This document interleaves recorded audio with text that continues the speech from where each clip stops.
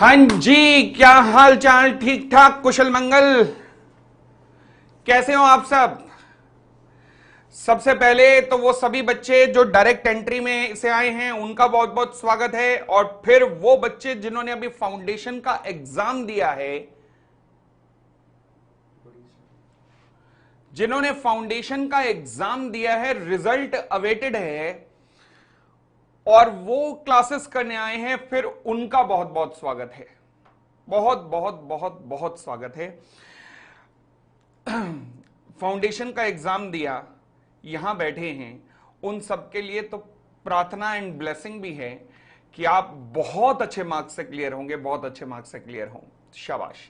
और ये आपका कॉन्फिडेंस लेवल जो है ये झलकाता है कि पेपर बहुत अच्छे गए और आप बहुत ही अच्छे मार्क्स से क्लियर हों, ये ब्लेसिंग है। तो चलिए जी, हम शुरू कर रहे हैं आज एल्डाइन पर अपना बैच।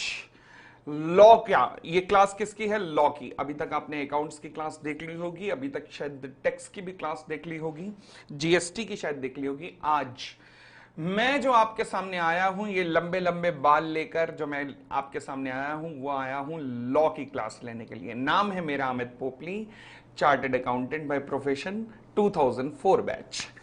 ठीक है जी।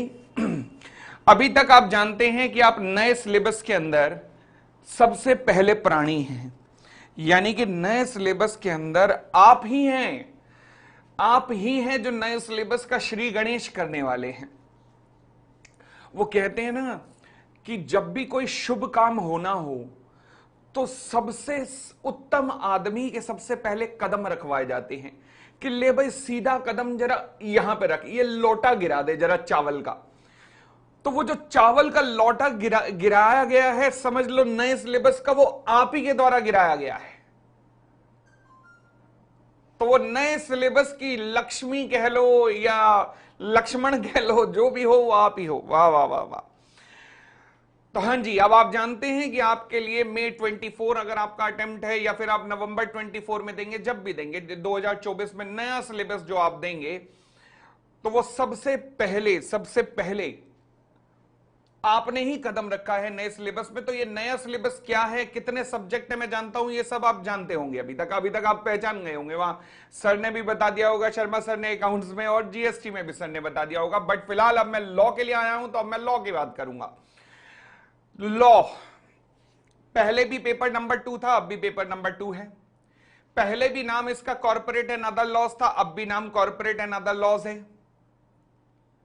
चेंजेस क्या हुआ है सर? फिर कुछ चेंज हुआ है लॉ में? हां, हुआ है।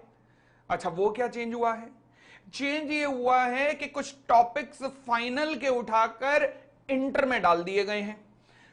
कुछ ऐसे टॉपिक्स थे तो फाइनल के थे और फाइनल के टॉपिक्स उठाकर इंटर में डाल दिए गए हैं। उनमें से कुछ इजी टॉपिक भी डाले हैं, कुछ टेक्निकल टॉपिक भी डाले हैं, और कुछ टॉपिक जो ऑलरेडी इंटर में थे वो फाउंडेशन में चले गए हैं। ओहो, जैसे कि negotiable instruments act. Negotiable instruments act ये कहां था? ये इंटर में था, अब ये फाउंडेशन में चला गया है। इनफैक्ट इंटर में तो एक टॉपिक फाउंडेशन से भी उछल के आया है। क्या? हां, नाम है लिमिटेड लायबिलिटी पार्टनरशिप। अरे सर, ये टॉपिक पीछा नहीं छोड़ रहा, बताओ कमाल कर दी इसने। फाउंडेशन में भी सताया, अब इंटर में भी सताएगा। हाँ, सताएगा। वो जो फाउंडेशन में आपने पढ़ा, वो पोलियो की 2 ड्रॉप्स थी बस। अब आपको पूरी बोतल पीनी है एलएलपी की। समझ आई बात? एक तो तुम हाँ नहीं बोल रहे, बोलो ना हाँ। तो अब आप एलएलपी पूरा इन डेप्थ पढ़ेंगे, इस बार पूरा इन डेप्थ एलएलपी पढ़ेंगे, और साथ में कुछ टॉपिक्स फाइनल के भी पढ़ेंगे। ठीक हो गई इतनी बात? तो ले देकर आपका सिलेबस है क्या, देखते जी आपका सिलेबस है क्या। पहले बोलो मेरे साथ, बोलो टेन टेन। सिलेबस है क्या, सिलेबस है क्या, सिलेबस है क्या? Ten ten ten. लो जी, नाम है corporate and other laws, paper number 2, total marks 100, total marks 100। चलो जी, अब नाम से ही जैसे पता लग रहा है कॉरपोरेट एंड अदर लॉज, मतलब दो पार्ट होंगे, एक होगा कॉरपोरेट लॉ। हां, अब कॉरपोरेट लॉ में एलएलपी साथ डाल दिया गया है। हे माता जी, ये कैसा कॉम्बिनेशन बनाया आईसीआई ने, कॉरपोरेट लॉ में एलएलपी डाल दिया, ऐसा क्यों? मतलब कोई तुक तो होगा। हाँ है ना तुक। अच्छा वो क्या है? देखो, कॉरपोरेट लॉ में एक मॉनिटर है, एक मॉनिटर है जिसे हम कहते हैं रेगुलेटर, जो रेगुलेट करता है, जो टॉर्च लेके रात को निकलता है और देखता है, जो रात को निकलता है और देखता है कि सब कुछ ठीक ठाक तो है, कहीं कोई दिक्कत तो नहीं। उस रेगुलेटर का नाम है मिनिस्ट्री ऑफ कॉरपोरेट अफेयर्स। क्या नाम है? Ministry of corporate affairs. और एलएलपी के अंदर भी वही रेगुलेटर है जो रात को टॉर्च लेकर निकलता है और पीछे गाना चलता है, अंधेरी रातों में सुनसान राहों पर। समझ आई? तो ये कौन कहलाता है? रेगुलेटर। रेगुलेटर कौन है? इन दोनों के लिए रेगुलेटर कौन है? The answer is ministry of corporate affairs. दोनों के लिए रेगुलेटर है मिनिस्ट्री ऑफ कॉरपोरेट अफेयर्स। इसे आज के बाद हम कहेंगे MCA, ministry of corporate affair. पूरे कंपनी लॉ में, जब तक आप कंपनी लॉ पढ़ोगे, पूरे के पूरे कंपनी लॉ में इसे मिनिस्ट्री ऑफ कॉरपोरेट अफेयर या एमसीए भी नहीं कहा गया। ओहो, तो इसे क्या कहा गया है? इसे कहा गया है सेंट्रल गवर्नमेंट। सेंट्रल गवर्नमेंट यानी कि सीजी। क्या कहा गया इसे? सीजी। तो आपका कॉर्पोरेट लॉ कह दो या एलएलपी कह दो, ये कितने मार्क्स का है? द आंसर इज 70 मार्क्स का है। एक बार फिर बोलो हां भाई, बोलो ना हां। ठीक है, उसके बाद मेरा आता है अदर लॉज का पोर्शन। अदर लॉज, इसमें बड़े क्रांतिकारी चेंज हुए हैं। इस 30 नंबर के लिए बड़े ही क्रांतिकारी चेंज हुए हैं। अच्छा, पहले हमारे ओल्ड सिलेबस में यहां कॉन्ट्रैक्ट एक्ट हुआ करता था, contract of indemnity, contract of bailment, contract of agency, सारे टॉपिक फाउंडेशन में चले गए। अच्छा सर, इसका मतलब हम कभी ये टॉपिक पढ़ नहीं पाएंगे? नहीं पढ़ पाओगे, क्योंकि फाउंडेशन आपका क्लियर हो जाना है। आप आ गए हो इंटर में, तो ये आप कभी पढ़ नहीं पाओगे। ओह सर, हमारा बड़ा अधूरा ज्ञान सर हो गया ना, कि एजेंसी, बिलमेंट और इंडेमनिटी हमने नहीं पढ़ा। अरे नहीं पढ़ा तो नहीं पढ़ा, जब पढ़ के कौन सा कुछ उखाड़ लेना था? बताओ, हमने कौन सा एजेंसी, बिलमेंट, इंडेमनिटी क्या करना था? बट ठीक है, निकल गए, अच्छी बात है। टॉपिक बताओ, शुगर बनाओ। चलिए, अदर लॉज में क्या है? 30 नंबर के। 30 नंबर का मेरे पास क्या क्या है? पूछो पूछो, क्या है? पूछो पूछो। एक आया टॉपिक, बड़ा टेक्निकल टॉपिक कहलाता है ये फाइनल का। ओए होए, तोते उड़ाई रखता है बच्चों के वहां पे फाइनल में। नाम है जिसका FEMA. Sir are you sure? FEMA? हाँ फेमा, क्योंकि आपने तो ऐड सुनी होगी, फेना ही लेना। ये फेना नहीं है, ये फेमा है। फेमा मतलब foreign exchange management act. Foreign exchange management act, FEMA. ये फाइनल से था भाई साहब, फाइनल का टॉपिक यहां डाला, और फाइनल में भी इसे टेक्निकल टॉपिक कहा जाता था। और आज हम क्या करने वाले हैं? कॉलर आप देख रहे होंगे, मेरे कॉलर नीचे नहीं है, मेरे कॉलर ऊपर है। और आपने, किसी ने पूछा नहीं कॉलर ऊपर क्यों है? पूछो कि कॉलर ऊपर क्यों है?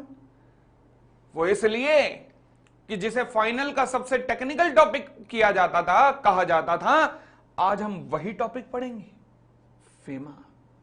समझ आई बात? तभी कॉलर ऊपर है। चलो आप भी अपने कॉलर ऊपर कीजिए, कमाल हो गया। नीचे क्यों किए हुए? कॉलर ऊपर करो।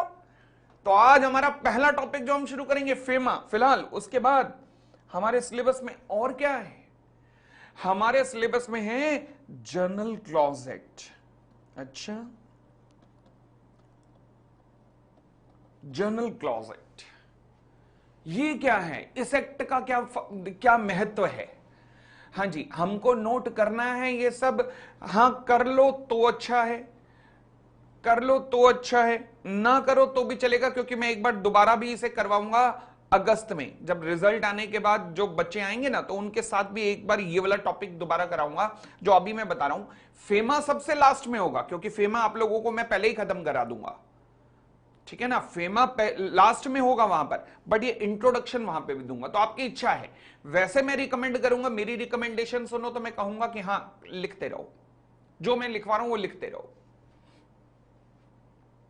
बुक्स में क्या क्या मिलेगा? माधव अग्रवाल कहते हैं बुक्स में बेटा हर पेज पे 100 रुपए का नोट होगा। कुछ 2000 के नोट एक्स्ट्रा बचे थे, वो भी हर बुक में मैंने लगा दिए हैं। बुक्स में क्या क्या मिलेगा बताओ? सवाल सुनो, बुक्स में क्या क्या मिलेगा? अरे बुक्स में लिखा हुआ मिलेगा, कंटेंट मिलेगा। अच्छा, आप ये तो नहीं पूछ रहे कि बुक्स में एमसीक्यू होंगे कि नहीं? एमसीक्यू होंगे ना, बताओ। कमाल होगी बात, जान मांगी होती। बुक्स में एमसीक्यू भी हैं, बुक्स में 500 के करीब केस स्टडीज हैं। ध्यान रखना, ध्यान रखना। कल मैं देख रहा था शर्मा सर ने भी ये बात बताई थी, आज मैं भी यही बात बताने जा रहा हूं। शर्मा सर ने भी कहा था कि अब इंटर के पेपर टेक्निकल आएंगे। अभी तक क्या होता था, लोग यूट्यूब पे खड़े हो जाते थे और कहते थे बच्चों पेपर के लिए एबीसी एनालिसिस करके जाना है, एबीसी एनालिसिस। तेल लेने गया एबीसी एनालिसिस। कई ऐसे भी हैं जो यूट्यूब पे आते हैं और कहते हैं चार्ट पढ़ा रहे हैं, बस चार्ट पढ़ के जाने हैं, ऐसी तैसी कराओ। अब ना चार्ट वाले चलेंगे ना केवल एबीसी वाले चलेंगे, ये दोनों नहीं चलेंगे। क्यों? क्योंकि इंस्टीट्यूट ने क्लियर कहा है, वो क्या, कि मुझे कॉन्सेप्चुअल इन डेप्थ अंडरस्टैंडिंग चाहिए कॉन्सेप्ट की। यानी कि अगर कॉन्सेप्ट की नॉलेज नहीं है तो बेटा लोटा उठाओ, अपने आसपास जो भी हरिद्वार की बस चल रही हो उसमें से चढ़ो और निकलो हरिद्वार की तरफ। क्यों? क्योंकि भैया जिनको इन डेप्थ नॉलेज नहीं है उनके लिए सीए का एग्जाम ही नहीं है। तो जो इन डेप्थ, जो एबीसी एनालिसिस फाउंडेशन लेवल पे अपने टीचरों से सीख के आया, उन्हें हाथ जोड़ देना कि नहीं अब नहीं करने। यूट्यूब पे बहुत टीचर मिलेंगे जो कहेंगे इंटर में भी एबीसी एनालिसिस करो, एबीसी में लगे रहते सुबह से शाम तक। नहीं करनी, ध्यान रखना, नहीं करनी। एबीसी एनालिसिस नहीं करना, कोई चार्ट बेस्ड स्टडी नहीं करनी। हमें हर चीज की इन डेप्थ नॉलेज चाहिए, क्योंकि अब जो पेपर आएंगे मई 24 से, सीए इंस्टीट्यूट ने क्लियर कहा है कि मैं अब सीए की जो बाहर निकलने वाले हैं उनकी क्वालिटी काफी रिफाइन करना चाहता हूं। रिफाइन करने का मतलब है कि वो ऐसे हो जिन्हें कॉन्सेप्चुअल नॉलेज बड़ी सॉलिड हो। तो इसलिए केस स्टडी बेस्ड पेपर आएंगे। आपकी बुक और आपकी क्लासेस उसके लिए पूरी तरह से इक्विप्ड है।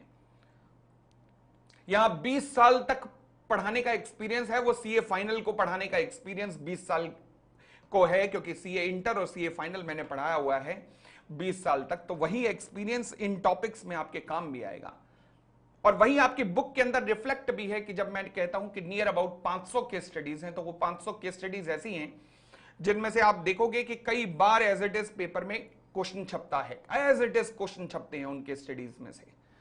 चले, तो फिलहाल बाकी बातें तो और करते रहेंगे। फिलहाल सेकंड टॉपिक है जनरल क्लॉज एक्ट। अब ये जनरल क्लॉज एक्ट क्या होता है, इसके बारे में केवल एक लाइन कहूंगा, वो क्या, कि जिसका कोई नहीं उसका तो ये एक्ट है यारों। मतलब ये कि इस एक्ट की महानता ये है कि अगर किसी चीज का मतलब किसी एक्ट में भी ना लिखा हो तो फिर उस चीज का मतलब वो लिया जाता है जो जनरल क्लॉज एक्ट में लिखा हो। है जी, मतलब फॉर एग्जांपल कंपनी एक्ट में ना कई जगह लिखा होता है वर्ड, कंपनीज एक्ट में ईयर साल। अब ईयर का मतलब क्या लूं? जैसे कंपनी एक्ट में एक सेक्शन लिखा हुआ है 173 सेक्शन है, उसमें लिखा है कि कंपनी बोर्ड ऑफ डायरेक्टर की कम से कम 4 मीटिंग इन अ ईयर करेगी। 4 मीटिंग इन अ ईयर। हाँ, ईयर का मतलब है साल। हाँ, मगर साल मुझे पता है 2 होते हैं, बचपन से 11th की मैडम ने सिखाया है कि 2 साल होते हैं। एक होता है कैलेंडर ईयर 1 जनवरी से 31 दिसंबर, और एक होता है फाइनेंशियल ईयर 1 अप्रैल से 31 मार्च। तो मैं क्या लूं? अब कंपनी लॉ ने केवल ईयर लिखा है, तो ईयर का मतलब क्या लूं? ये एक्ट कहता है ठहरो ठहरो, मैं हूं ना, मैं हूं ना। अगर कंपनी एक्ट में कहीं पर भी किसी सेक्शन में ईयर का मतलब नहीं लिखा तो मेरे पास आओ, मैं तुम्हें बताऊंगा ईयर का मतलब क्या है। जब मैं इस एक्ट के पास गया, मैंने कहा बताओ बताओ ईयर का मतलब क्या है, तो इसने कहा जब खाली वर्ड ईयर लिखा हो और कुछ ना लिखा हो तो ईयर का मतलब हमेशा कैलेंडर ईयर। वाह! तो इसका मतलब जो कंपनी एक्ट में लिखा हुआ है कि 4 बोर्ड ऑफ डायरेक्टर्स की मीटिंग इन अ ईयर, तो ईयर का मतलब हुआ कैलेंडर ईयर। वाह वाह वाह वाह! ये किसको धन्यवाद दूं? इसको धन्यवाद दो। क्या नाम? General clause act. समझ आई बात? अरे बोलो ना हां। Increase the volume please. Mallu Pant, बेटा कसम से कह रहा हूं, अगर थोड़ा सा भी और चिल्लाया ना, घर तक वैसे ही आवाज आ जाएगी बिना माइक के। बताओ, अपने वहां से लैपटॉप से आवाज अप कर यार, यहां तो बहुत तेज हो रखी है। चलिए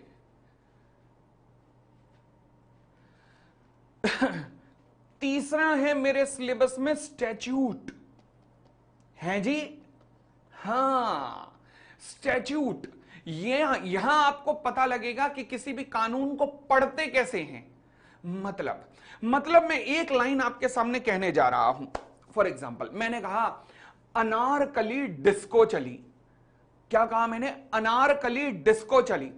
अब इसे पढ़कर, इसे सुनकर आपको कैसे लगा? अच्छा, जो लड़के अंदर से भरे बैठे हैं लड़के, वो तो हो गए होंगे खुश, वाह वाह अनारकली डिस्को जा रही है। अरे सर हमें बताओ ना कहां जा रही है, हम भी जाना चाहेंगे। मगर जो होंगे इंटेलेक्चुअल, समझदार, वो क्या कहेंगे? अनारकली डिस्को चली। सर एक बात बताओ, ऐसे कौन से हालात रहे होंगे कि जिन्होंने मजबूर किया अनारकली को डिस्को जाने पर? क्या मन में ये विचार आया कि नहीं आया? आप बताओ कौन सी क्लास में आप आ रहे हो? इंटेलेक्चुअल क्लास में तो आई लिखना और ढक्कन वाली क्लास में तो डी लिखना। बोलो कौन सी क्लास में आप आ रहे हो? जो ढक्कन होंगे ये सोचेंगे कि oh my God Anarkali disco चली, चलो हम भी चलते हैं। और जो इंटेलेक्चुअल होंगे वो ये सोचेंगे कि भाई क्यों चली, घर में क्या परिस्थितियां पैदा हो गई थी कि आज अनारकली को डिस्को जाना पड़ा। वो कौन सी परिस्थितियां थी जिन्होंने मजबूर किया अनारकली को डिस्को की राह पकड़ने को? बस वो परिस्थितियां कौन सी थी जिन्होंने ऐसा करने को मजबूर किया? ये बातें यहां स्टैच्यूट में पता लगती हैं।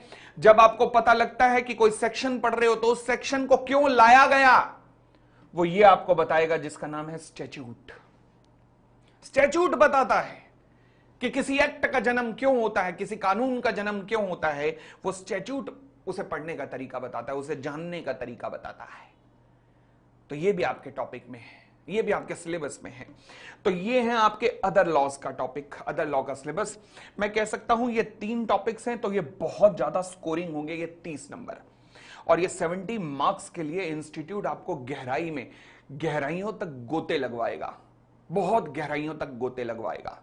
तो 30 मार्क्स बहुत सुपर स्कोरिंग है, 70 मार्क्स बहुत ज्यादा इन डेप्थ नॉलेज वाले हैं। परंतु कोई एबीसी एनालिसिस नहीं, कोई एबीसी एनालिसिस नहीं। 100% ध्यान रखना, सिलेबस की कवरेज करनी है, हर टॉपिक को कवर करना है। कुछ सिलेक्टिव स्टडी पोपली के यहां एक्सपेक्ट मत करना कि मैं कहूं कि ये टॉपिक छोड़ दे और ये टॉपिक कर ले, ऐसा नहीं होगा। 100% टॉपिक को, उसकी ड्यू वेटेज, उसकी इंपॉर्टेंट, उसको बिल्कुल गहराइयों तक ही लेके जाया जाएगा। ठीक हो गई इतनी बात? चले अब हम आते हैं कॉर्पोरेट लॉ के ऊपर। कॉर्पोरेट लॉ से पहले मैं कुछ और चीजें आपसे डिस्कस करना चाहूंगा। आपने सुना होगा फाउंडेशन के अंदर सेक्शंस, सुना होगा। Section 2 clause H Indian contract act की डेफिनेशन बताता है, ये सब आपने सुना होगा। अब सवाल उठा कि ये सेक्शन को पढ़ते कैसे हैं।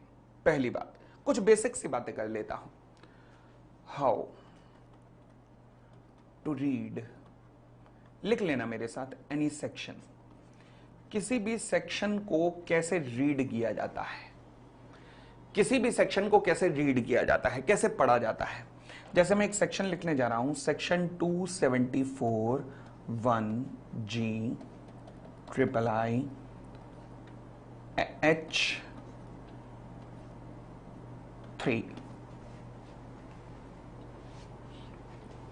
अब इसे पढ़ के बताइएगा कि इसे कैसे पढ़ा जाएगा।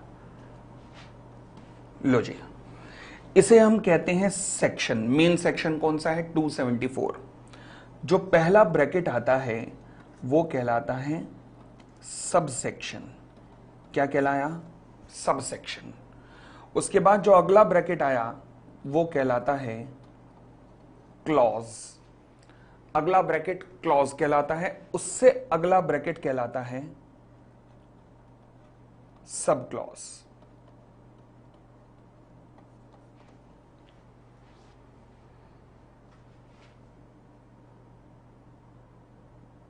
ठीक हो गई थी बात?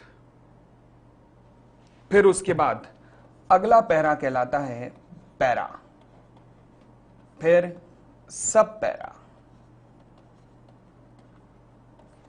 लो जी सर, हमारी जिंदगी तो झंड हो जाएगी।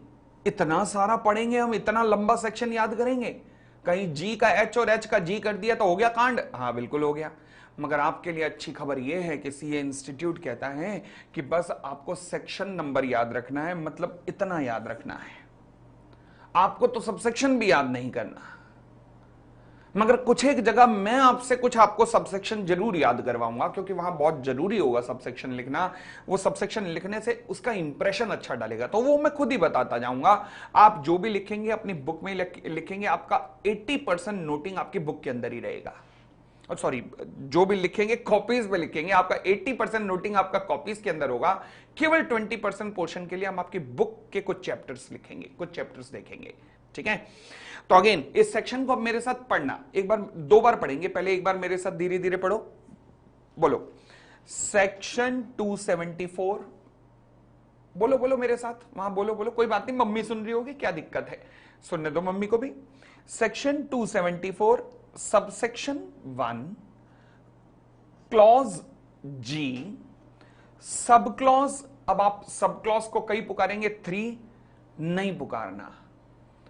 जब भी रोमन्स में आए कुछ भी तो उसको हमेशा कहना triple I, I double I, triple I, I V, V I, V double I, V triple I X, X. बस हमेशा ऐसे पुकारना। क्योंकि दिक्कत यह है कि अगर आपने सब क्लॉज को 3 पुकारा और गलती से वहां पेपर में कभी आप 3 लिखाएं या यूज आप 3 करें किसी को दिखाने के लिए, तो वो गलत इंप्रेशन डालता है। क्योंकि 3 सेक्शन 274 1G3 कुछ है ही नहीं, ट्रिपल आई है। तो इसलिए ऐसे ही पुकारो ना जैसा वो है, ट्रिपल आई। ठीक है, तो एक बार दोबारा शुरू करते हैं। बोलो section 274 subsection 1 clause number G sub clause number triple I para number H. अब ये एच कौन सा है? कैपिटल वाला। तो हमेशा इसे कैसे कहते हैं? Para number capital H, para number capital H. और सब पैरा नंबर 3, सब पैरा नंबर 3। क्लियर हो गई इतनी बात? अब एक बार हम मिल के पढ़ेंगे।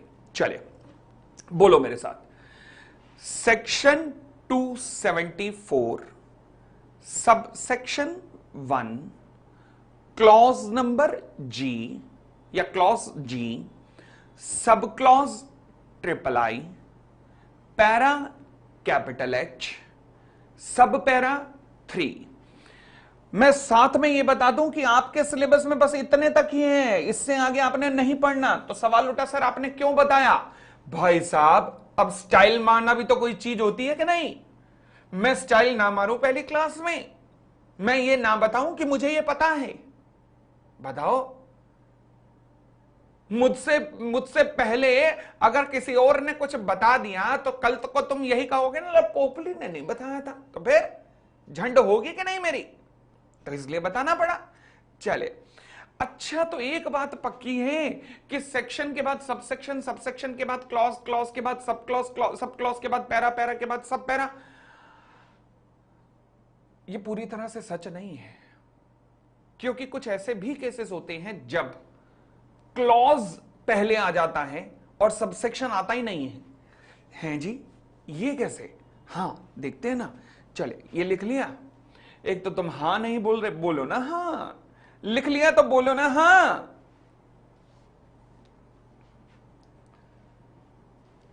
लिख लिया? चलो जी, अब मैं कुछ सेक्शन आपके सामने लिखने जा रहा हूं। सेक्शन, ये भी सेक्शंस देख लो। पहले मैं कैसे लिख रहा हूं, मेरे साथ लिखना। 2 sections of companies act. Sections of companies act, लो जी।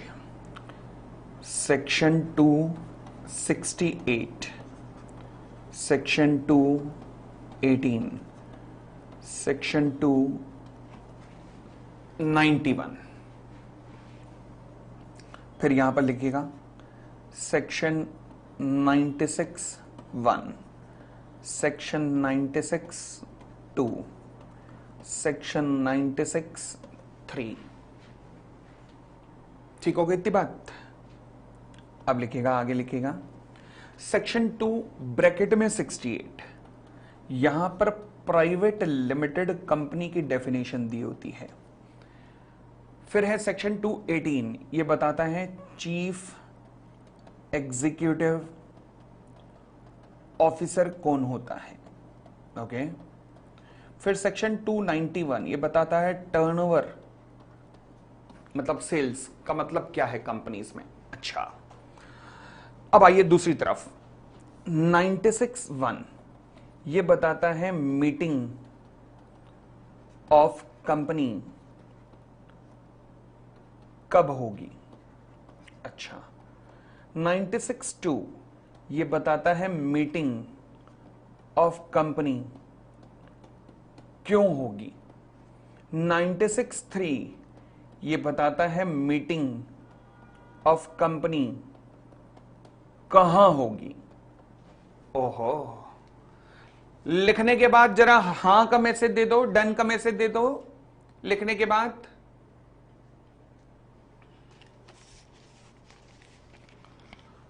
चलिए, अब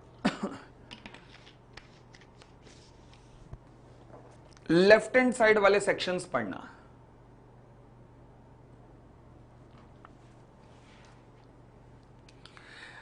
इन सब सेक्शंस में जो ये पहला ब्रैकेट है, this is called as clause.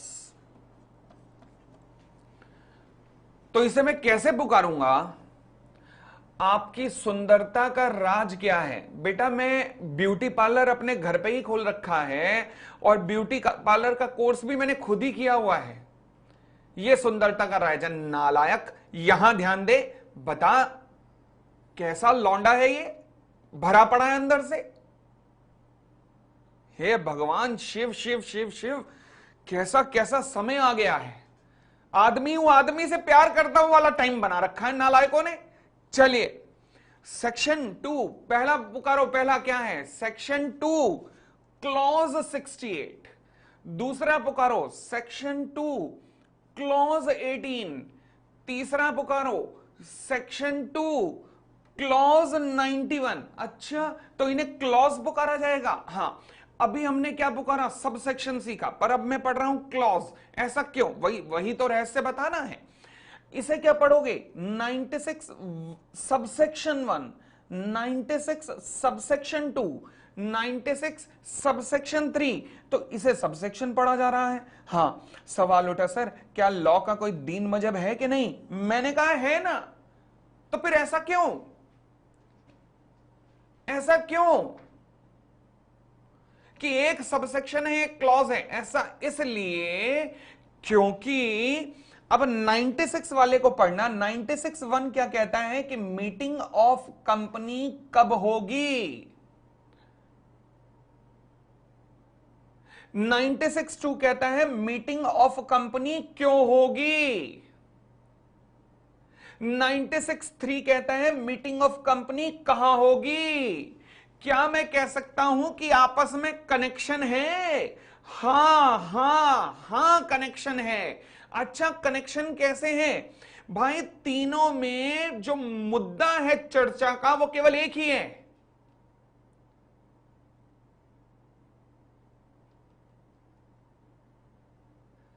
मुद्दा केवल चर्चा का एक ही है, वो क्या? मीटिंग ऑफ कंपनी, यानी कि एक ही मुद्दे पर चर्चा हो रही है, एक ही मुद्दे पर। से फॉर एग्जाम्पल, एक कहता है पोपली, क्या बैटिंग करता है भाई साहब। अच्छा मैं आपको बता दूं अपने बारे में, शायद मैंने बताया नहीं ना, मैं बता दूं। I used to be an opening batsman plus wicket keeper plus captain of my school cricket team.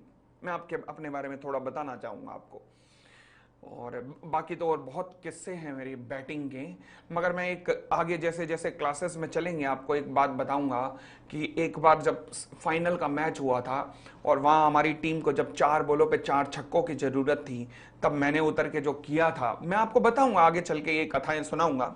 But फिलहाल अगर आपको कहे कोई पोपली के बाल बहुत लंबे हैं, पोपली एक बेहतरीन बैट्समैन है, पोपली स्विमिंग बहुत अच्छी करता है, पोपली मैं कहता हूं जिम में क्या दौड़ता है, यानी कि चर्चा का मुद्दा तो एक ही चल रहा है ना, पोपली पोपली पोपली। तो इन चारों में क्या यूज होगा? सबसेक्शन। सबसेक्शन 1 पोपली के लंबे लंबे बाल, सबसेक्शन 2 पोपली की बैटिंग। ऐसे यहां पे हो रहा है। मीटिंग ऑफ कंपनी कब? मीटिंग ऑफ कंपनी क्यों? मीटिंग ऑफ कंपनी कहां? जब जब चर्चा का मुद्दा एक हो, यानी कि एक ही मुद्दे पर चर्चा हो रही हो। कनेक्ट, इसे कहते हैं आपस में कनेक्शन है। और जब जब कनेक्शन होगा, जब जब कनेक्शन होगा, तब तब पहला ब्रैकेट कहलाता है सबसेक्शन, यानी कि सिंस दे आर कनेक्टेड, दस पहला जो ब्रैकेट है, first bracket, it become subsection. तो ये पहला ब्रैकेट सबसेक्शन कहलाता है, पहला ब्रैकेट सबसेक्शन कहलाता है। क्लियर हो गई इतनी बात?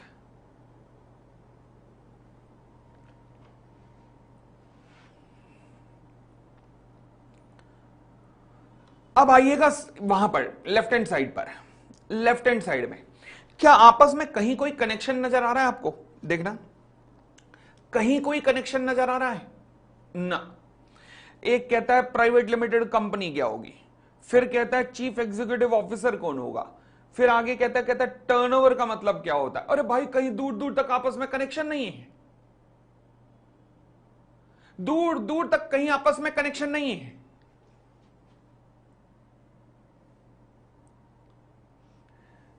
एक क्वेरी आई है, अच्छा एक मैसेज आया है, हेलो सर। अच्छा ये प्रवीण सर हैं, मतलब सर अगर आप हो तो मुझे थोड़ा शक है कि आप ही हो या कोई और है स्टूडेंट। कंफर्म करो सर कि आप हो। प्रवीण सर का मैसेज आया है, वो कह रहे हैं, वो भी हेलो का मैसेज भेज रहे हैं। सर पहले कंफर्म करो कि आप ही हो। चलिए कोई ऐसा सबूत दो कि बच्चे भी पहचान सके कि आप हो, कोई ऐसा सबूत दो सर।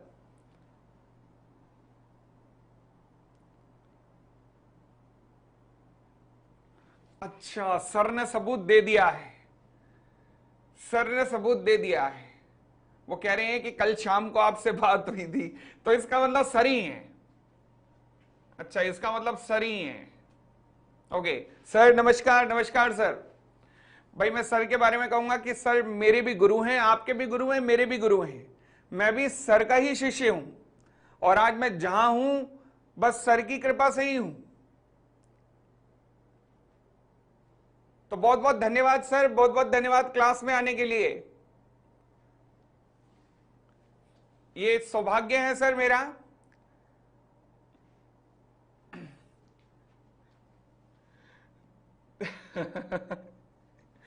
चलो जी, अब लेफ्ट हैंड साइड पे आते हैं। लेफ्ट हैंड साइड पे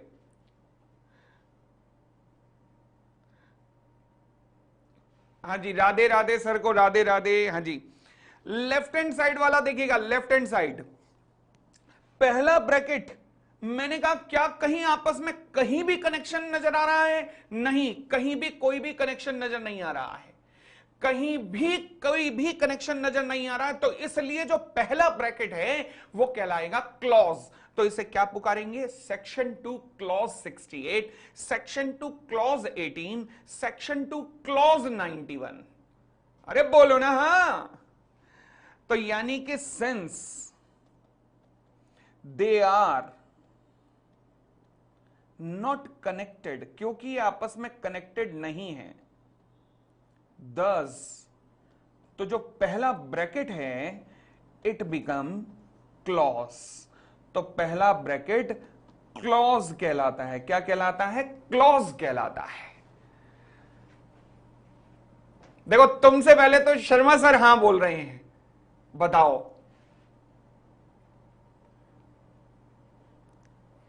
तो पहला ब्रैकेट क्या कहलाता है? क्लॉज कहलाता है। अच्छा सर, एक बात सुनो, अब हमें कैसे पता लगेगा कि कहां पर कनेक्शन है और कहां पर कनेक्शन नहीं है? इसके लिए तो एक ही चीज हो सकती है सर, कि क्या हम मतलब क्या कोई ज्योतिष का कोर्स करके आए जिससे हमें पता लग सके कि कनेक्शन है या नहीं है? नहीं, ऐसा कुछ भी नहीं है। कोई कोर्स करने की जरूरत नहीं है। हमने थोड़ा ना घर के बाहर बोर्ड लगाना है, ग्रह क्लेश सोतन से छुटकारा। हमने थोड़ा ना घर पे बोर्ड लगाना है जो ये कोर्स करने पड़ेंगे हमें। नहीं, ये तो बड़ा आसान है। अच्छा, कैसे आसान है? बड़ी सीधी सी बात है भाई।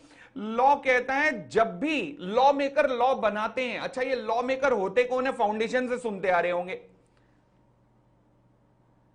जब भी लॉ मेकर लॉ बनाते हैं, ये कौन होते हैं अभी बात करेंगे, अगला चर्चा का मुद्दा वही है।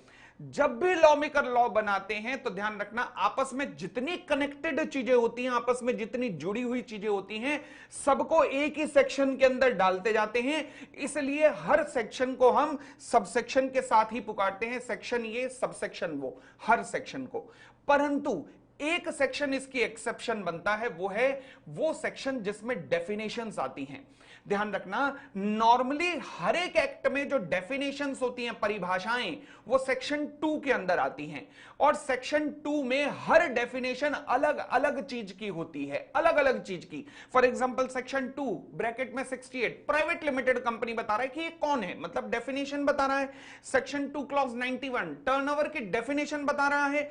क्योंकि हमेशा सेक्शन 2 के अंदर डेफिनेशंस आती हैं और डेफिनेशन हर चीज की अलग अलग होती हैं, इसलिए डेफिनेशन वाले सेक्शन के अंदर कोई कनेक्शन नहीं होता और डेफिनेशन वाले सेक्शन को हमेशा क्लॉज के नाम से पुकारा जाता है। तो एक बात क्लियर हो गई, जब भी किसी एक्ट में सेक्शन आएगा तो सेक्शन के साथ वैसे तो हमेशा सब सेक्शन पुकारा जाएगा, परंतु जब भी डेफिनेशन वाला सेक्शन आएगा तो डेफिनेशन वाले सेक्शन में क्लॉज पहले आएगा। इतनी बात क्लियर? तो अब तो आई थिंक कोई दिक्कत ही नहीं है। तो डेफिनेशन वाले सेक्शन को छोड़ दो, बाकी पूरे एक्ट के अंदर क्या पुकारा जाएगा? Sub section. क्या पुकारा जाएगा? Sub section. इतनी बात क्लियर?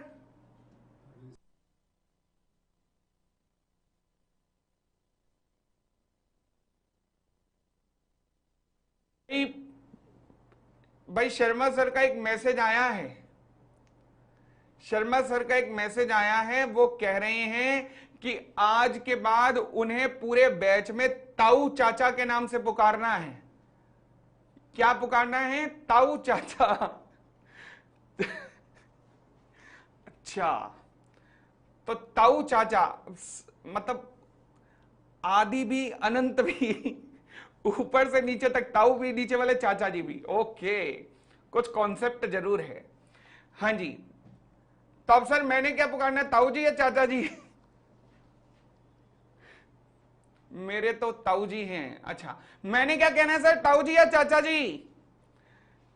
तो आगे बढ़िएगा। अच्छा, मेरे चाचा जी कहना, ठीक है चाचा जी। चलो जी, तो पहला ब्रैकेट क्या कहलाया? क्लॉज। कब? जब जब डेफिनेशन होगा, और डेफिनेशन के अलावा हमेशा क्या कहलाएगा? सब सेक्शन कहलाएगा। यहां तक क्लियर हो गई बात? आगे बढ़ सकते हैं। चलिए, अब हुआ क्या, यहां तक भी लिख लिया होगा आपने। अब आगे सुनिएगा, हुआ क्या कि मान लीजिए ये मैं हूं, ये है नोरा। अच्छा, मैंने नोरा से कहा bye bye sir, thank you, thanks a lot sir. हाँ जी, मैंने नोरा से कहा कि हे नोरा, मैं तुमसे विवाह करना चाहता हूं। और भाई साहब, ये जैसे ही मेरी बात सुनी, नोरा पागल हो गई कि भाई बैठे बिठाए उसे पोपली मिल रहा है, उसे क्या चाहिए। वो पागल हो गई, उसने कहा हाँ हाँ पोपली, तुम भी मुझे स्वीकार हो। लो जी, फाउंडेशन की मैडम सिखाती थी, इसे ही तो कॉन्ट्रैक्ट कहते हैं। फाउंडेशन की मैडम सिखाती थी ना कि यही तो कॉन्ट्रैक्ट होता है। ये क्या होता है? कॉन्ट्रैक्ट। तो कॉन्ट्रैक्ट हो गया। मैंने कहा नोरा, मैं तुमसे विवाह करना चाहता हूं। उसने भी कहा पोपली, तुम मुझे स्वीकार हो। यानी कि आग दोनों तरफ लगी हुई है। तो क्या ये कॉन्ट्रैक्ट है? द आंसर इज हाँ, ये कॉन्ट्रैक्ट है। ओके, अब हुआ क्या? शादी वाला दिन था, नोरा शादी के जोड़े में तैयार बैठी थी। मैंने कॉल करके कहा, मैंने कहा सॉरी नोरा, मैं आ नहीं पाऊंगा। सॉरी नोरा, मैं आ नहीं पाऊंगा। क्या मैं कह सकता हूं यहां चोट लगी होगी? क्या यहां चोट लगी होगी? हां। तो अब नोरा क्या करेगी? नोरा जाएगी कोर्ट में केस करेगी। केस का नाम Nora versus Amit Popli. Okay, इसका मतलब नोरा वर्सेस अमित पोपली का मतलब नोरा ने केस किया है। किसके ऊपर? अमित पोपली के ऊपर। जो केस कर रहा है उसका नाम पहले आता है और उसको अपन लोग पुकारते हैं प्लेंटिफ के नाम से। क्या कहते हैं? Plaintiff. Okay, plaintiff.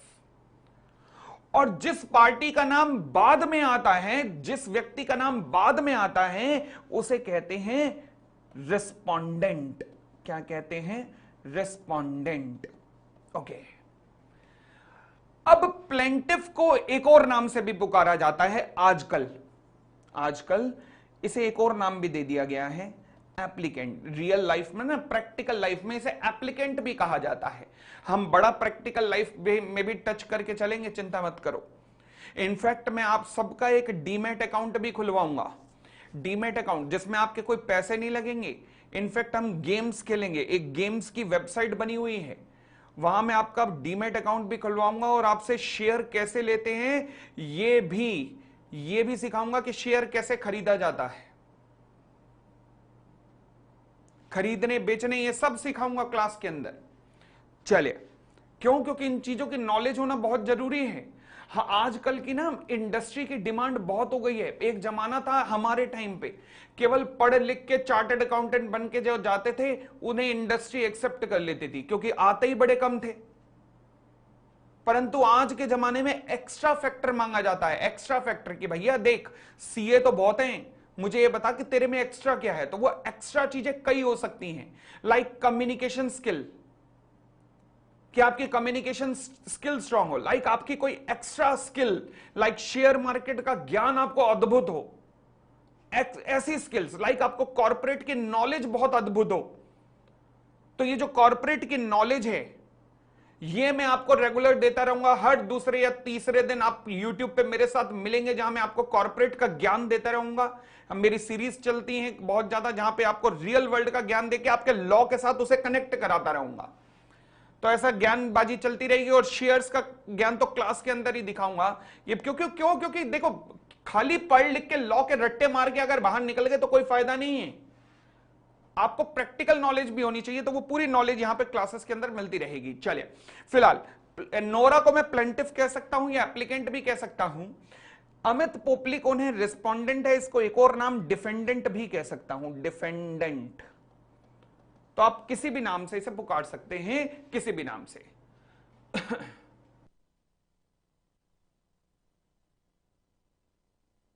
Amit Chauhan कह रहे हैं आप मेरा रिप्लाई नहीं कर रहे। अमित जी लिखो फटाफट वहां। कमाल हो गई, बताओ, जान मांगी होती। चलिए, हाँ जी, तो एक हुआ प्लेंटिफ और एक हुआ रिस्पोंडेंट।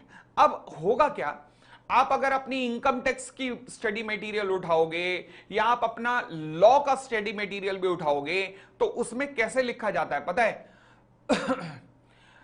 एल्डाइन को कैसे ज्वाइन करें बेटा, वो ऊपर देखो, वो दिया हुआ है, उन्होंने लिंक दिया हुआ है एक, उन्होंने दिया हुआ है, वेबसाइट पे विजिट करो, एल्डाइन की वेबसाइट पे, ठीक है ना। चले अब सुनना, मैंने कहा एक एप्लीकेंट है एक डिफेंडेंट है, ओके। अब मैंने कहा कि एक एप्लीकेंट है एक डिफेंडेंट है। अब आपके स्टडी मटेरियल में केस लॉ को कैसे लिखा जाएगा देखना, राम वर्सेस श्याम 191 CLB 2023, यहां पे डाल देना 70 भी डाल देना, SC, मैं इसे दोबारा लिख देता हूं, CLB 70 2023 SC, ओके। आपके स्टडी मटेरियल में चाहे इनकम टैक्स का स्टडी मटेरियल हो या लॉ का स्टडी मटेरियल हो, किसी भी केस को ना ऐसे लिखा जाता है, ऐसे। सवाल उठा सर हम इतना सारा याद करेंगे? नहीं, हम इतना सारा याद करेंगे? नहीं नहीं नहीं नहीं, अगेन आप ध्यान रखना, अगेन आपको केवल इतना याद रखना है, राम वर्सेस श्याम मतलब प्लेंटिफ और डिफेंडेंट का नाम। आपको ये सारे बाकी कोडवर्ड याद नहीं रखने हैं। बट सर ये तो पता लगे कि कोडवर्ड होते क्या है। हाँ, इनका मतलब मैं जरूर बताऊंगा कि कोडवर्ड क्या होते हैं। देखो जी, इसका मतलब होता है कि ये डिसीजन सुप्रीम कोर्ट ने दिया है, सुप्रीम कोर्ट ने डिसीजन दिया है, ओके। इसका ना मतलब होता है कि ये वो लीगल मैगजीन थी जिसमें सुप्रीम कोर्ट का डिसीजन पहली बार छपा है। तो सुप्रीम कोर्ट का डिसीजन सबसे पहले इस लीगल मैगजीन में छपा। सुप्रीम कोर्ट ने यह डिसीजन 2023 में दिया था, year of judgment, year of judgment. तो सुप्रीम कोर्ट ने यह डिसीजन सीएलबी नाम की, सुप्रीम कोर्ट ने यह डिसीजन 2023 में दिया जो कि सीएलबी नाम की लीगल मैगजीन के अंदर छपा, ओके ओके। उसके बाद यह डिसीजन इस लीगल मैगजीन के पेज नंबर 191 पे छपा, पेज नंबर 191 पे छपा, और इस लीगल मैगजीन के वॉल्यूम नंबर 70 में छपा था। वॉल्यूम नंबर क्या होता है? वॉल्यूम नंबर का मतलब होता है, फॉर एग्जांपल मैंने अपनी बुक पब्लिश की, मैंने कहा जी हर महीने मेरी एक मैगजीन निकलेगी, हर महीने। तो जो जनवरी की मैगजीन है वॉल्यूम नंबर 1, फरवरी की मैगजीन नंबर 2, मार्च की वॉल्यूम नंबर 3, अप्रैल की वॉल्यूम नंबर 4, तो इसे वॉल्यूम नंबर 70, मतलब इस मैगजीन के 70वें वॉल्यूम के पेज नंबर 191 पर सुप्रीम कोर्ट का 2023 का जजमेंट छपा है, राम वर्सेस श्याम का। ओ माय गॉड, इसे कहा जाता है पूरे के पूरे को, केस को लिखने का तरीका, इसे इंग्लिश में कहते हैं मोड ऑफ साइटेशन। क्या कहते हैं? Mode of citation. किस चीज की क्लास है ये क्वेरी आती है यूट्यूब पे। ये कई कलाकार ना, ये देखो, ये वो क्लास है जो यूट्यूब पे ना भटक रही होती है, सारे दरवाजे खटखटा रही होती है, हाँ जी कौन है घर पे जी। अब ऐसे ही यहां भटकते हुए कोई आ गया है कि किस चीज की क्लास चल रही है। बेटा ये शेरो शायरी की क्लास है, मैं शायर पोपली आज शायरी का पहला चैप्टर लेने जा रहा हूं, चले आगे। बताओ, ऐसे कई भटकती आत्माएं इधर से उधर भटकती रहती है यूट्यूब पे, ये किस चीज की क्लास चल रही है जरा बताएंगे आप हमें। चलिए, तो इसे क्या कहा जाता है? Mode of citation. Amit Chauhan, यार कसम से अमित चौहान की क्वेरी क्यों नहीं आ रही, मुझे तो ये नहीं समझ आ रही। वो बिल्कुल उसका बस इतना ही पोर्शन आना है कि क्वेरी का रिप्लाई करो। किसका रिप्लाई करूं मैं? क्वेरी तो दे यार। चलिए तो दोबारा बोलिएगा, ये है प्लेंटिफ, ये है रिस्पोंडेंट। अमित चौहान जी दोबारा क्वेरी भेजो। आप एक काम करो, एल्डाइन के ऐप पे भेजो दोबारा क्वेरी।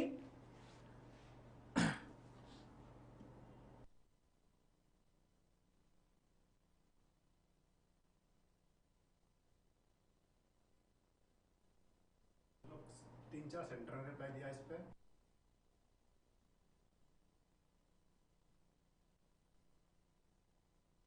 चलो जी, अमित जी आपकी क्वेरी का रिप्लाई हो चुका है, 3-4 बार हो चुका है। मुझे अभी पता लगा 3-4 बार हो चुका है। आप शायद क्वेरी लिख रहे हो मगर जवाब नहीं देख रहे हो शायद। देखो बेटा जवाब देखो ना। चले,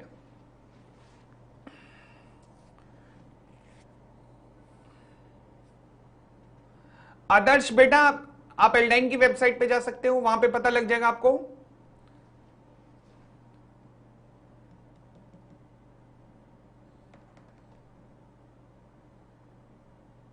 अच्छा, मैं चाहता हूं कि आप ही लॉ पढ़ाएं इन फाउंडेशन। अच्छा बेटा आ रहा हूं, फाउंडेशन में भी आऊंगा, चिंता मत करो। पहले अभी इंटर पे कर दो, पहले अभी इंटर करें फिर फाउंडेशन में भी पक्का आऊंगा। चलिए अब सुनिएगा, तो इस पूरे को अपन लोग क्या कहते हैं, मोड ऑफ साइटेशन का नाम देते हैं। क्या? Mode of citation. सवाल उठा सर क्या मुझे ये सारा याद करना है? अगर याद करना है सारा सर तो मेरी तो जिंदगी झंड हो जाएगी। सर ऐसा मत बोलना कि सारा याद करना है। अरे मैंने कहा, किसने कहा तुम्हें कि सारा याद करना है? तुम्हें बस इतना सा पोर्शन याद करना है। कितना सा? बस इतना सा पोर्शन याद रखना है, जैसे राम वर्सेस श्याम, बस। और कुछ भी तुम्हें ध्यान नहीं रखना है, कुछ भी ध्यान नहीं रखना है। इतनी बात क्लियर? तुम्हें केवल और केवल बस इसको ध्यान रखना है, राम वर्सेस श्याम को, बस। क्लियर हो गई इतनी बात? एक बार बोलो ना हाँ। एक तो तुम हाँ नहीं बोलते ना, बोलो ना हाँ।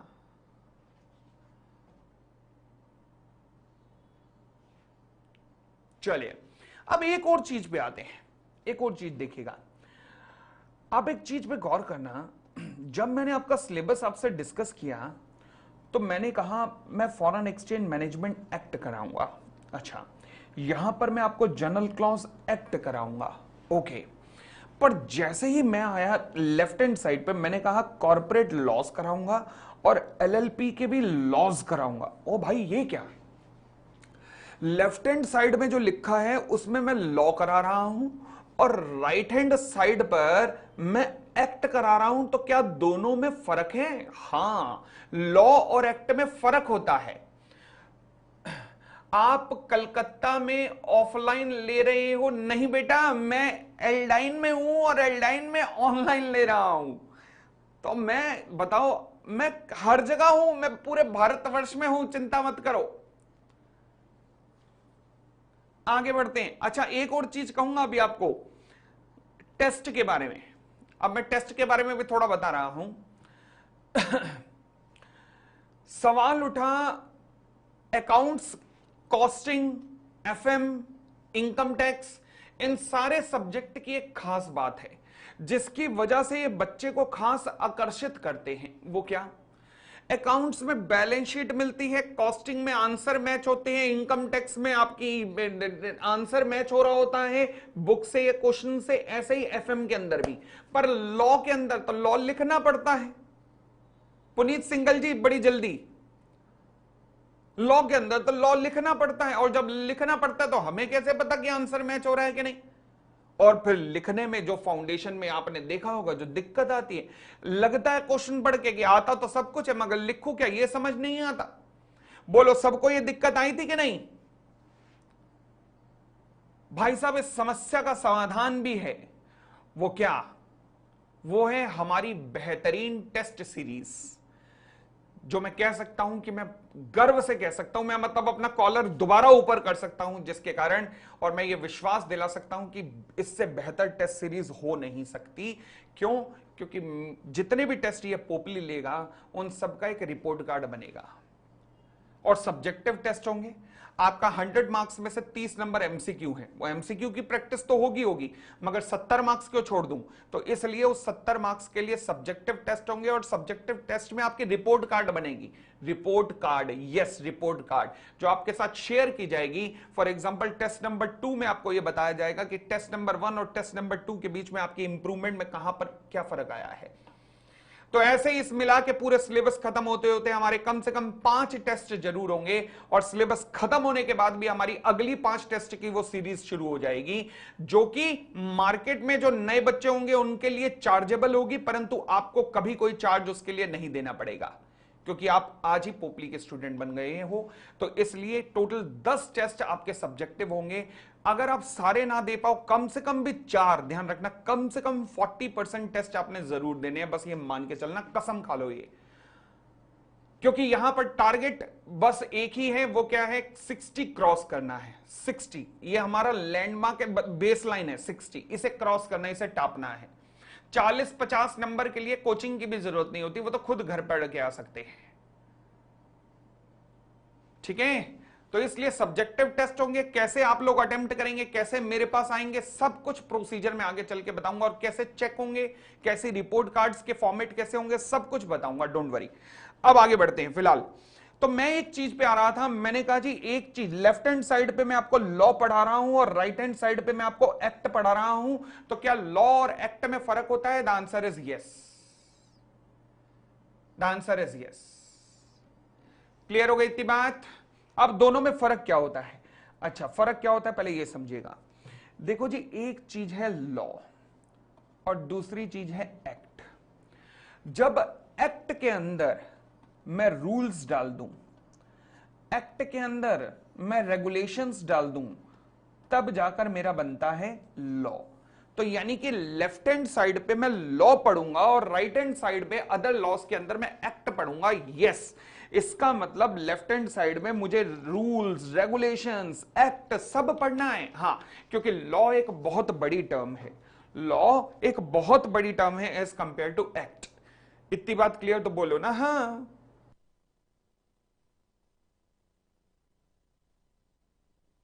इतनी बात भी चले।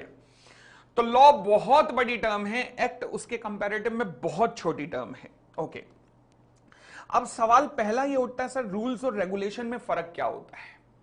रूल्स और रेगुलेशंस में फर्क क्या होता है? ओके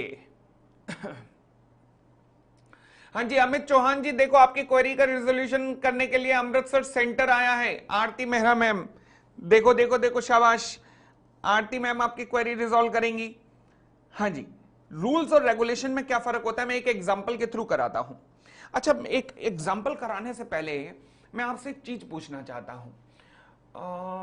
हाँ, मुझे बताना, लेडीज और जेंट्स, पुरुषों और कन्याओं में से कौन ज्यादा भ्रष्टाचारी होता है? योर टाइम स्टार्ट्स नाउ, फटाफट बताओ, पुरुष ज्यादा भ्रष्टाचारी या महिलाएं ज्यादा भ्रष्टाचारी? आरती मैडम आप भी जवाब दे सकते हो, पुरुष भ्रष्टाचारी या महिलाएं भ्रष्टाचारी?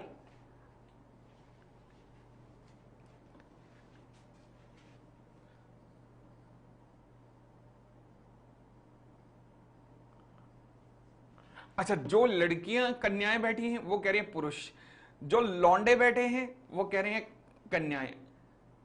ये हो रहा है ज्यादातर तो। अच्छा, देखो वैसे मैं कहूंगा कि कन्याएं भ्रष्टाचारी नहीं होती, कन्याएं भ्रष्टाचारी नहीं होती, कन्याएं तो पापा की परियां होती हैं। और ये लौंडे भ्रष्टाचारी हो सकते हैं क्योंकि ये माताओं के चमगादड़ होते हैं। और वैसे भी देखो ना, ऊपर वाले ने क्या नियम बनाए हैं, आपने सुना होगा, मां की ममता हमारे बारे में कोई नहीं कहता, बाप की बापता।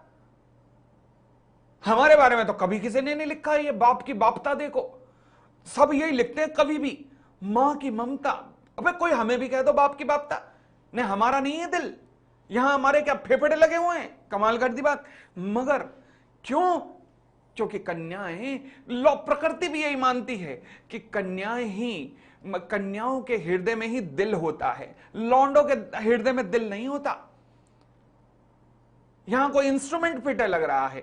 इसलिए लॉ मेकर ने कहा क्योंकि कन्याएं और भ्रष्टाचार ये कभी एक नहीं हो सकते, यानी कि कन्याएं भ्रष्टाचारी नहीं हो सकती, इसलिए एक सेक्शन बनाया गया लॉ मेकर्स के द्वारा, सेक्शन 149 ऑफ कंपनीज एक्ट, जो कहता है कि एवरी,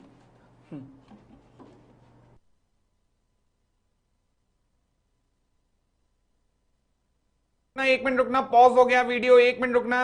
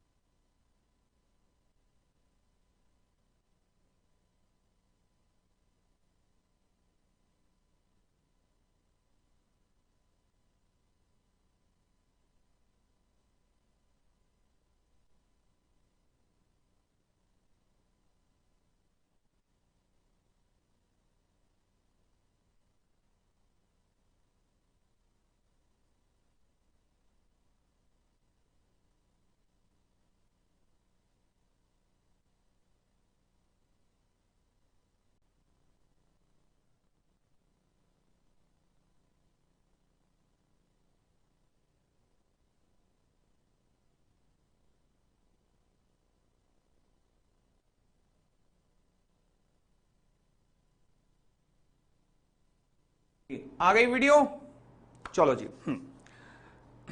तो section 149 of the company act कहता है, क्या कहता है? कहता है एवरी प्रिस्क्राइब्ड कंपनी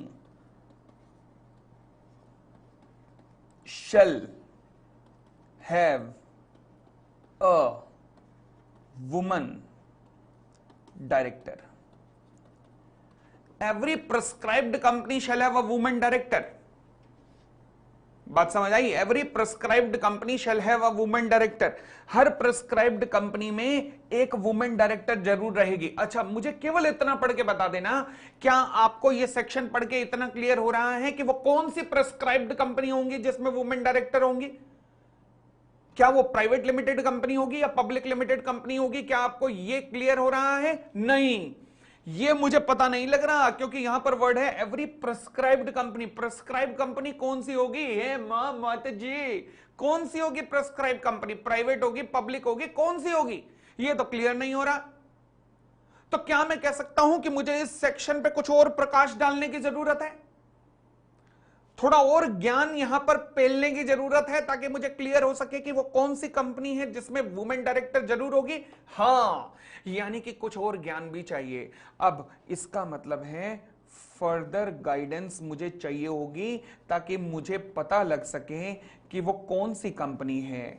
वो कौन सी कंपनी है, मुझे थोड़ा सा और प्रकाश चाहिए। Oh my God! अच्छा, ये प्रकाश आपको दो जगह से मिल सकता है, या तो सरकार से, गवर्नमेंट से, अच्छा, या तो सेंट्रल गवर्नमेंट या स्टेट गवर्नमेंट से, और या फिर किसी गवर्नमेंट की एजेंसी से, गवर्नमेंट एजेंसी से। ओके, गवर्नमेंट की किसी एजेंसी का नाम बताइए।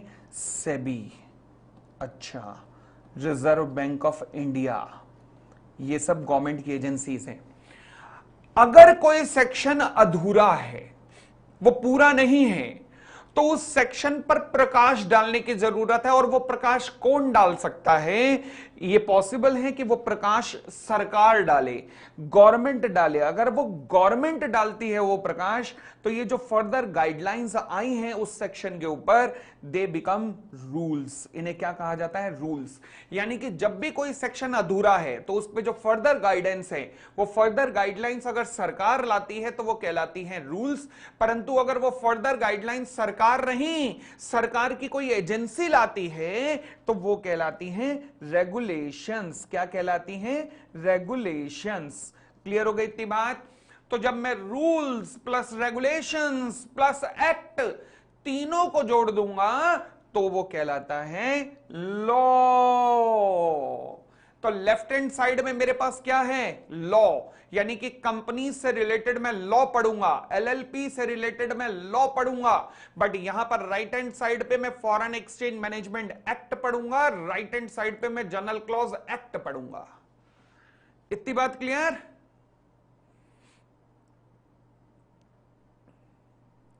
अरे बोलो ना। हां, चलिए।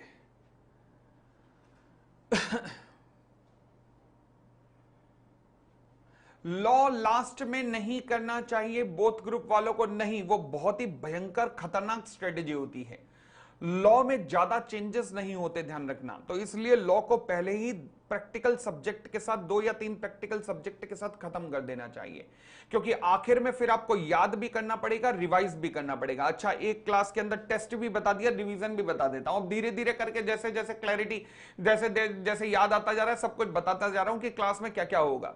सिलेबस खत्म होने के बाद यहां पर ऐसा नहीं होता कि अच्छा तुम कौन मैं कौन, चलो अब अपने द्वार, नहीं। या फिर एग्जाम से एक दिन पहले मैराथन। मैं एक एग्जाम से एक दिन पहले मैराथन लेने का सबसे ज्यादा बड़ा विरोधी हूं। मुझे लगता है कि वो बच्चों के साथ अन्याय है, केवल अपनी मार्केटिंग चमकाने के लिए बच्चों के साथ अन्याय है। मैराथन एक दिन पहले नहीं ली जाती बेटा, वो बच्चों को पढ़ने का वक्त होता है, उन्हें बच्चों को पढ़ने देना चाहिए। जो भी मैराथन होनी चाहिए वो एग्जाम से 1 महीना पहले खत्म हो जानी चाहिए। तो इसलिए जैसे ही आपका सिलेबस खत्म होगा, बिल्कुल नेक्स्ट वीक से ही हमारी रिवीजन शुरू हो जाएगी। वो रिवीजन हफ्ते में एक दिन चलेगी, हफ्ते में एक दिन लगातार, ताकि आपके एग्जाम से एक महीना पहले, फॉर एग्जांपल 31 मार्च को मेरा रिवीजन समेत खत्म हो जाएगा। तो यानी कि हम लोग 4 महीने अगर बैच चलेगा तो 4 महीने की रिवीजन चलेगी या 3 महीने रिवीजन चलेगी। बात समझ आया? लास्ट डे की मैराथन मैं कभी ना कराता हूं, ना कभी ऑप्ट करने को कहूंगा, करना ही नहीं है। ध्यान रखना, पहले ही रिवीजन करके साइड पे रख देनी है। मुझे ध्यान आया क्योंकि एक बच्चा कह रहा है नवंबर 23 की रिवीजन कब से? बेटा शुरू हुई पड़ी है, 5 क्लासें हो चुकी हैं ऑलरेडी, ज्वाइन कर। चले और आगे बढ़ते हैं। सर गवर्नमेंट मतलब ministry of corporate affair? Yes बिल्कुल वंश बेटा, गवर्नमेंट मतलब मिनिस्ट्री ऑफ कॉर्पोरेट अफेयर्स। ठीक हो गई इतनी बात? चलो जी और आगे बढ़े। अब सवाल उठा कि सर गवर्नमेंट जब कुछ बनाती है, शुरुआत में जब बनता है कोई भी एक्ट, तो वो एक्ट कैसे बनता है? अच्छा लॉ तो मुझे समझ आ गया कि एक्ट के अंदर रूल्स और रेगुलेशंस जोड़ो तो लॉ बन जाता है, बट ये एक्ट कैसे बनता है? ये एक्ट कैसे बनता है? अब हम ये देख रहे हैं, how to frame an act लिखेगा, how an act is framed. कोई भी एक्ट किस तरीके से बनता है, चलिए इसकी चर्चा करना शुरू करते हैं। हाँ जी, अभी एक सवाल मेरा और पेंडिंग चल रहा है आज की क्लास में कि लॉ मेकर कौन होते हैं, ये भी कहा था ना। चले अब सुनना जी। स्टेप नंबर 1, सबसे पहले जब भी कोई एक्ट बनाना होता है तो सबसे पहले हम एक एक्सपर्ट कमेटी बनाते हैं। Expert committee is formed by central government या फिर स्टेट गवर्नमेंट। एक्सपर्ट कमेटी बनाई जाती है सेंट्रल गवर्नमेंट के द्वारा या स्टेट गवर्नमेंट के द्वारा। ओके, अब कैसे पता लगेगा सेंट्रल गवर्नमेंट के द्वारा या स्टेट गवर्नमेंट के द्वारा? और दूसरी बात, ये एक्सपर्ट कौन होते हैं? हाँ, पहला सवाल, एक्सपर्ट कौन होते हैं? ये होते हैं सीनियर एडवोकेट्स या फिर एक्स जजेस, ये होते हैं एक्सपर्ट, क्योंकि इनसे ज्यादा गहराई में लॉ कोई जानता नहीं है। आंसर कैसे लिखे अमन? पहली क्लास, अभी कहां आज आंसर लिखने सिखाऊंगा, टेस्ट से पहले सिखाऊंगा ना बेटा, कि आंसर कैसे लिखे जाते हैं वो टेस्ट से पहले उसकी क्लास होगी, कि how to present in exam, तभी टेस्ट लूंगा ना बेटा। ठीक है, चले तो एक्सपर्ट कौन होते हैं? ये होते हैं सीनियर एडवोकेट्स या फिर एक्स जजेस, ये बनते हैं हमारे एक्सपर्ट्स। अच्छा, फिर उसके बाद कमिटी कौन बनाती है? या तो सेंट्रल गवर्नमेंट या स्टेट गवर्नमेंट। तो मुझे कैसे पता लगेगा? मुझे कैसे पता लगेगा? यह पता आपको लगता है भारत के संविधान को पढ़कर। ओके, इसके लिए आपको कॉन्स्टिट्यूशन ऑफ इंडिया पढ़ना पड़ता है। जब आप भारत का संविधान पढ़ते हैं, देखो जैसे कानून के अंदर सेक्शंस होते हैं, वैसे ही भारत के संविधान के अंदर आर्टिकल्स होते हैं। तो यहां पर आर्टिकल 246 आता है। उस आर्टिकल 246 के अंदर शेड्यूल नंबर 7 है, एक शेड्यूल नंबर 7, जो ये बताता है कि किसी जगह पर कानून सेंट्रल गवर्नमेंट बनाएगी या स्टेट गवर्नमेंट बनाएगी। ठीक है, मानो बता दूंगा, अभी प्रोस्पेक्टस खत्म होने पहले सैटरडे को, फिर उसके बाद बताऊंगा। ठीक है, हाँ जी, आर्टिकल 246 में शेड्यूल 7 है। शेड्यूल 7 ये बताता है कि किसी जगह पर कानून सेंट्रल गवर्नमेंट बनाएगी या स्टेट गवर्नमेंट बनाएगी। और अगर मैं शेड्यूल 7 को ध्यान से देखूं तो शेड्यूल 7 में 3 लिस्ट डली हुई है, 3 लिस्ट।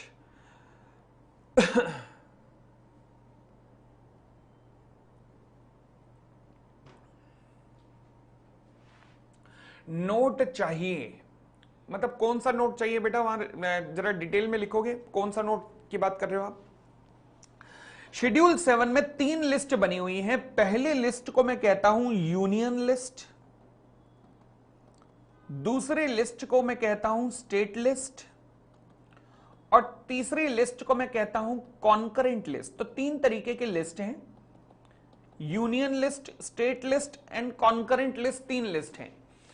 अब मुझे ये 3 लिस्ट पढ़ के अगर मैं देखूं तो यूनियन लिस्ट में अगर कुछ भी आ रहा है तो इसका मतलब उस मुद्दे पर कानून बनाने की पावर केवल सेंट्रल गवर्नमेंट को है, only central government can frame law, यानी कि इस मुद्दे पर केवल सेंट्रल गवर्नमेंट ही कानून बना सकती है, जैसे कि कंपनी से रिलेटेड, जैसे कि इनकम टैक्स से रिलेटेड कानून केवल और केवल सेंट्रल गवर्नमेंट ही बना सकती है, कोई और नहीं, कोई और नहीं। फिर आता है स्टेट लिस्ट। अगर कुछ भी स्टेट लिस्ट के अंदर है तो मतलब वहां कानून बनाने की पावर केवल और केवल स्टेट गवर्नमेंट को है। For example, only state government can frame law. ठीक हो गई इतनी बात? अच्छा, for example local administration, local administration, police, यहां पर कानून कौन बना सकता है? केवल स्टेट गवर्नमेंट ही कानून बना सकती है, सेंटर के पास कोई अधिकार नहीं है। परंतु फिर लास्ट में आती है कॉन्करेंट लिस्ट। कॉन्करेंट लिस्ट का मतलब होता है ऐसी लिस्ट जहां पर सेंट्रल गवर्नमेंट भी कानून बना सकती है और स्टेट गवर्नमेंट भी कानून बना सकती है। For example, both central government oblique state government can frame. ठीक है ना? चलिए, फॉर एग्जाम्पल सेंट्रल गवर्नमेंट भी कानून बना सकती है, स्टेट गवर्नमेंट भी कानून बना सकती है। हां, फॉर एग्जाम्पल एजुकेशन, आप देखते होंगे हर एक स्टेट के अंदर UP board, Haryana board, Rajasthan board, Maharashtra board ऐसे होता है, परंतु उन स्टेट्स के अंदर सीबीएसई भी चल रहा होता है, सीबीएसई भी, सेंट्रल बोर्ड एजुकेशन। ऐसे ही हेल्थ, हर स्टेट गवर्नमेंट के अपने हॉस्पिटल होते हैं, परंतु वहां पे एम्स जैसा हॉस्पिटल भी हो सकता है जो सेंट्रल गवर्नमेंट के अंडर आता है। तो डिपेंड करता है कि कौन सी लिस्ट के अंदर कोई कानून बनने की रिक्वायरमेंट है। फॉर एग्जांपल, मैं कहता हूं जब एक्सपर्ट कमेटी सेंट्रल गवर्नमेंट या स्टेट गवर्नमेंट फॉर्म करती है तो डिपेंड करता है कानून कौन बना रहा है। अगर स्टेट गवर्नमेंट बना रही है कानून तो एक्सपर्ट कमेटी वो बनाएगी, सेंट्रल गवर्नमेंट बना रही है तो वो बनाएगी। मगर एक्सपर्ट कमेटी में कौन आते हैं? सीनियर एडवोकेट या एक्स जजेस आते हैं। इतनी बात क्लियर हो गई तो बोलो ना हाँ।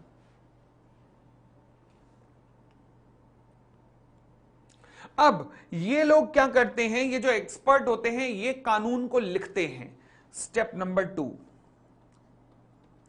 Drafting of. इन्होंने जो कानून लिखा उसे कहते हैं बिल।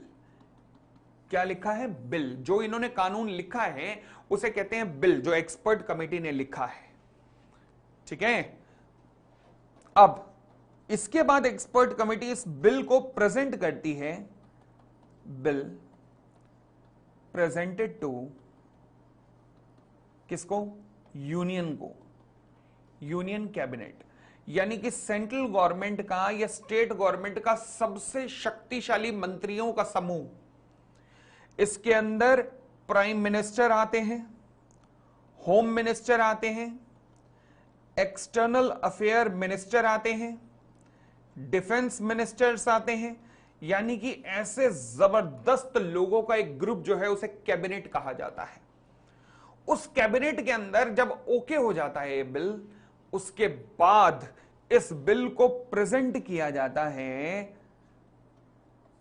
पार्लियामेंट में। अगर सेंट्रल गवर्नमेंट कानून बना रही है तो पार्लियामेंट में, और स्टेट गवर्नमेंट बना रही है तो राज्य की जो लेजिस्लेटिव असेंबली है वहां पर।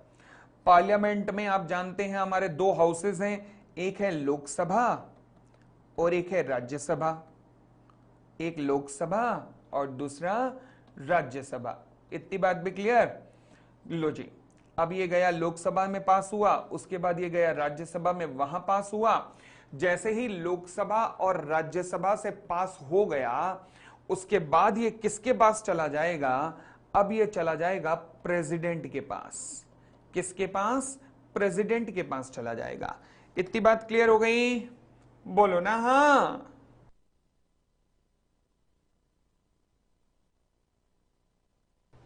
अब समझना जी, जैसे ही वो लोकसभा और राज्यसभा में पास हो जाता है वैसे ही अब वो चीज बिल नहीं कहलाती, अब उसे पुकारा जाता है एक्ट।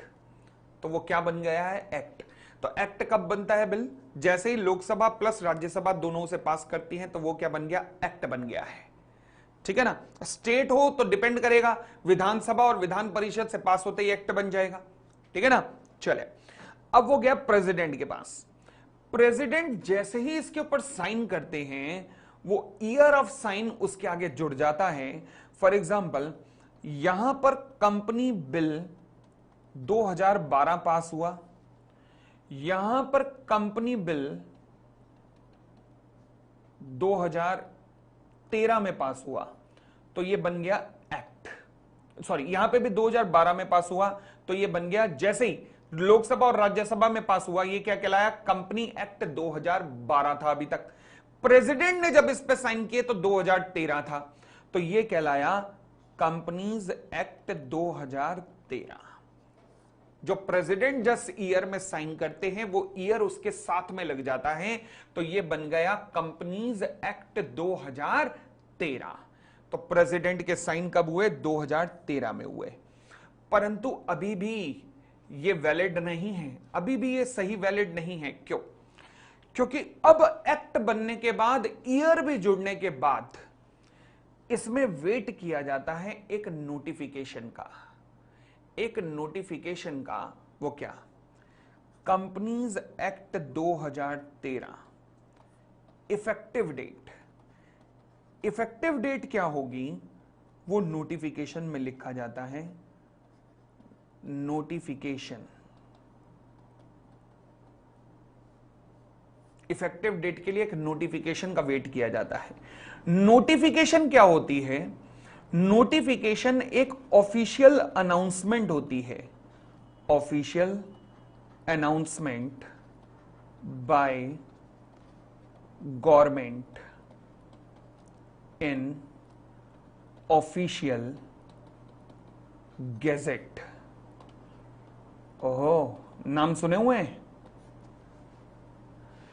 जब सरकार को कोई अनाउंसमेंट करनी होती है ना, तो सरकार अपनी अनाउंसमेंट एक न्यूज़पेपर में करती है, एक डॉक्यूमेंट में करती है, जिसे गैजेट कहते हैं।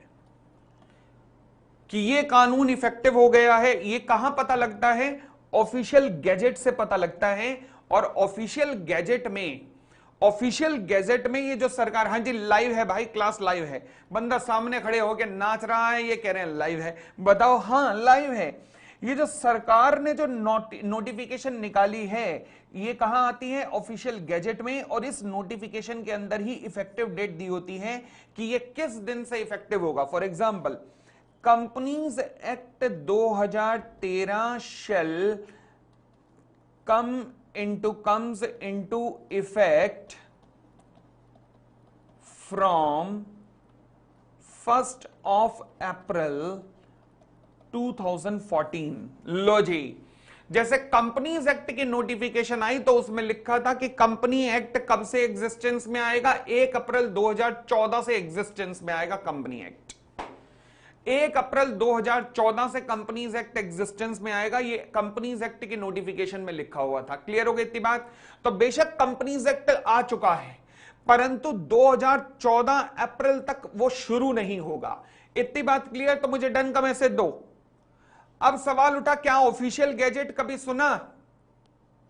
क्या नाम ऑफिशियल गैजेट कभी सुना है, हां या ना? सुना है, बहुत अच्छी बात है। क्या देखा है, कभी देखा है? मैंने कहा ना, एकदम रियल लाइफ से रूबरू होके चलना है कि कैसा होता है। सब चीजें ये देखते चलनी है हमें कि कोई चीज कैसे नजर आती है, सब देखते चलना है। तो आइएगा, पहले मैं आपको ऑफिशियल गैजेट दिखाता हूं कि ऑफिशियल गैजेट कैसे नजर आता है। आइएगा, एक ऑफिशियल गैजेट के ऊपर आता हूं। ये रहा ऑफिशियल गैजेट, ऑफिशियल गैजेट। लो जी, ये हमने दिया ऑफिशियल गैजेट। लो जी, देखा? ये देखो कैसा नजर आता है, the gadget of India, Bharat का राजपत्र। गवर्नमेंट के जब भी कोई डिसीजन आते हैं तो वो इस तरीके से एक न्यूज़पेपर के अंदर आते हैं, जिसे भारत का राजपत्र या ऑफिशियल गैजेट ऑफ इंडिया कहा जाता है। जितने गवर्नमेंट के डिसीजन है वो इस तरीके के न्यूज़पेपर में आते हैं। समझ आया? विदुष जी क्वेरी भेजो, विदुष जी क्वेरी भेजो अपनी। क्लियर हुआ?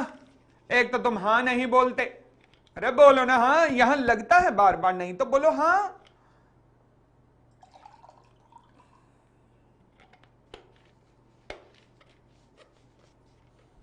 चलिए, तो ऐसे जितनी चीजें आती जाएंगी हम सब देखेंगे कि क्या कोई मिनिस्ट्री ऑफ कॉर्पोरेट अफेयर की वेबसाइट पे आपको बहुत बार लेके जाऊंगा।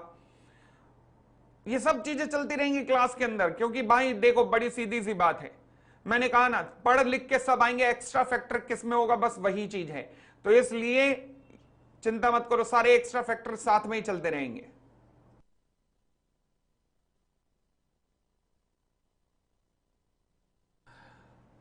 एक क्वेरी आई है अतानु बेरा की, वो कहते हैं लॉ में टोटल 100 मार्क्स की थ्योरी है। नहीं बेटा, 30 नंबर के एमसीक्यू अलग कर दो, रह गए 70 नंबर। 70 में से 70 नंबर इस बार केस लॉज आने हैं,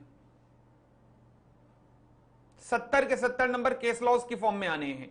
यस, ये अलग न्यूज़पेपर आता है, अगर आप चाहो तो इसे सब्सक्राइब कर सकते हो या इसे ऑनलाइन भी देख सकते हो, ऑफिशियल गैजेट को इसे ऑनलाइन भी देख सकते हो। आप देखोगे, मैं एक मिनट आपको दिखाता हूं ऑनलाइन कैसे देखा जाता है। ये देखिएगा, ई गैजेट होम, इसमें सारे ई गैजेट होम में सारे के सारे गवर्नमेंट के जितने भी ऑफिशियल गैजेट जो भी इशू कर रही है ना गवर्नमेंट, वो सारे आ जाते हैं, द गैजेट ऑफ इंडिया। तो लोग नॉर्मली इसे गैजेट ऑफ इंडिया से ही देखते हैं, ठीक है? अरे बोलो ना हाँ। अच्छा, विदुष यादव जी कहते हैं कि प्रेसिडेंट के साइन के बाद एक्ट बनता है ना, ये एक गलत धारणा है कि प्रेसिडेंट के साइन के बाद एक्ट बनता है, ऐसा नहीं होता। लोकसभा और राज्यसभा के बनते ही, पास होते ही, दोनों से पास होते ही एक्चुअल में वो एक्ट बन जाता है। प्रेसिडेंट के साइन की इंपॉर्टेंस है कि उसके आगे ईयर जुड़ता है बस। एक्ट लोकसभा और राज्यसभा से पास होते ही बन जाता है, एक्चुअल में ये होता है। मैं जानता हूं कि कई बार फाउंडेशन लेवल पे या इंटर लेवल पे भी सिखाया जाएगा, कई कहेंगे कि नहीं नहीं नहीं, इस दिन से बनता है जिस दिन प्रेसिडेंट के साइन हुए। वो बचपन में सिखाया जाता होगा, पता नहीं कब, वो बचपन की यादें लेके चल रहे हैं। मगर कोई भी ऐसा कहे, उसे कहना कंपटीशन एक्ट की जाके तारीखें देखे तो पता लग जाएगा। पूरा कंपटीशन एक्ट अगर पढ़ेगा कोई तो उसे समझ आ जाएगा कि कब कब क्या क्या होता है। तो एक्चुअल में लोकसभा राज्यसभा से पास होते ही वो एक्ट बन जाता है, मगर ईयर तब जुड़ता है जब प्रेसिडेंट के साइन हो, ठीक है? चले